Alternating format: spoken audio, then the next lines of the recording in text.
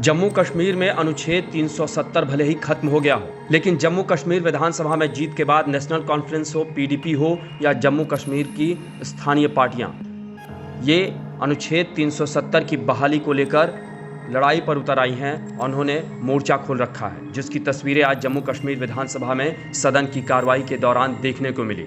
यहां अनुच्छेद 370 की बहाली के प्रस्ताव का बीजेपी विधायक विरोध कर रहे थे। तभी बहस और हंगामे के बाद विधायक आपस में मारपीट पर उतारू हो गए और जैसा कि आप तस्वीरों में देख सकते हैं कि कैसे विधायक हंगामे के बाद आपस में मारपीट कर रहे हैं, धक्का मुक्की कर रहे हैं। खबरों के मुताबिक इंजीनियर राशिद के भाई खुर्शीद अहमद शेख ने सदन में अनुच्छेद 370 का बैनर दिखाया, जिसमें इसकी बहाली की मांग की गई थी। जिसके बाद इस बैनर का विधानसभा में विपक्ष के नेता सुनील शर्मा ने विरोध किया। बीजेपी विधायक इस बैनर को देखकर भड़क गए और वो कहीं न कहीं हंगामा करने लगे।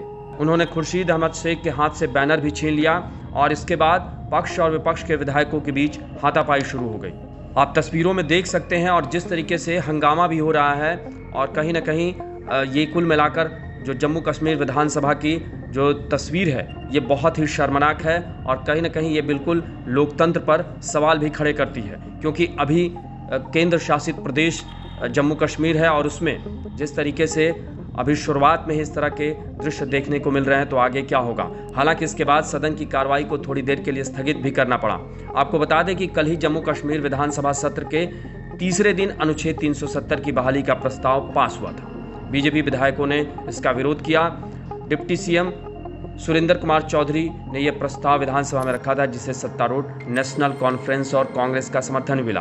बीजेपी विधायकों ने इसे राष्ट्र विरोधी एजेंडा बताते हुए 5 अगस्त जिंदाबाद के नारे लगाए। साथ ही उन्होंने कहा कि जहां हुए बलिदान मुखर्जी व कश्मीर हमारा है, ये भी उन्होंने नारे लगाए थे। बीजेपी नेताओं ने आरोप लगाया था कि अब्दुल्ला परिवार और नेशनल कॉन्फ्रेंस लोगों को भावनात्मक तौर पर ब्लैकमेल करने के लिए प्रस्ताव पास किया है।